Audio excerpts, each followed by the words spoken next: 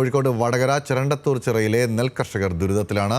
കൊയ്ത്തിന് ദിവസങ്ങൾ മാത്രം അവശേഷിക്കെ ബ്ലാസ്റ്റ് എന്ന ഫംഗസ് നെൽച്ചെടികളെ ബാധിച്ചതോടെ 300 ഏക്കർ സ്ഥലത്തെ കൃഷിയാണ് പ്രതിസന്ധിയിലായത്. വളരെ വേഗത്തിലാണ് നെൽച്ചെടികളിൽ രോഗം പടർന്നു പിടിക്കുന്നത്. പുൽവർഗത്തിൽപ്പെട്ട ചെടികളെ ബാധിച്ച് അതിവേഗം പടരുന്ന രോഗമാണ് ബ്ലാസ്റ്റ്. തുടക്കത്തിൽ നെൽച്ചെടിയിൽ പലയിടത്തായി പൊള്ളലേറ്റ പോലെയാണ് കാണപ്പെടുക. തുടർന്ന് ചെടി ഉണങ്ങുകയും നെന്മണികൾ നശിക്കുകയും ചെയ്യുന്നു.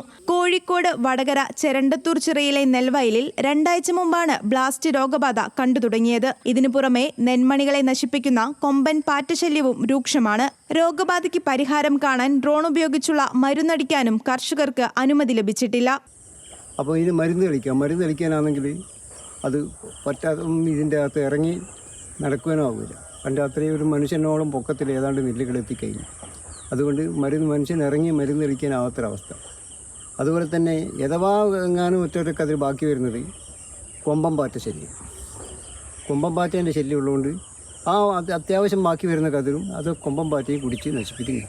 ഏകദേശം 300 ഏക്കറോളം സ്ഥലത്താണ് ഇപ്പോൾ നെൽകൃഷിയുള്ളത്.